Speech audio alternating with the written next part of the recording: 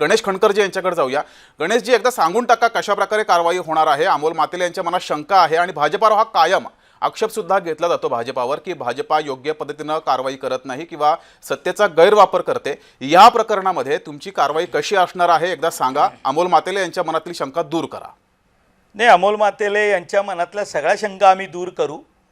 एक तर मुळात मुख्यमंत्र्यांनी एकदा स्पष्टपणे सांगितलं की सर्व आरोपींवर कारवाई होईल तर ती होईल, म्हणजे त्यात काही आपण शंका बाळगायचं कारण नाही।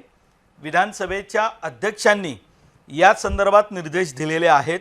मुळात आज आपल्या अंतिम आठवडा प्रस्तावाच्या उत्तर देण्याच्या भाषणामध्ये माननीय मुख्यमंत्र्यांनी ज्या काही प्रतिक्रिया दिलेल्या आहेत त्या त्यांनी केवळ विरोधी पक्ष नव्हे तर सत्ताधारी म्हणून सुद्धा आपल्याकडे जनतेचा काय दृष्टिकोन आहे बघण्याचा या संदर्भात त्यांनी उदाहरणं देऊन अगदी स्पष्ट केलेलं आहे। त्यामुळं या कारवाईतनं कोणाची सुटका होईल, कोणाला वाचवलं जाईल असं निदान आज तरी मला वाटत नाही। पण माझा अमोल मातेले तुम्ही प्रश्न विचारलाय तर लोकशाही मार्गाने बरोबर आहे, कारण तुम्ही आता विरोधी पक्षात आहात, पुढची अनेक वर्ष तुम्हाला विरोधी पक्षात राहायचं आहे। मला एक सांगा हो, हे लोकशाही लोकशाही लोकशाही तुम्ही ऐकून घ्या ना जरा आता। अमोलजी येतो, अमोलजी मला तुमच्याकडेच यायचंय।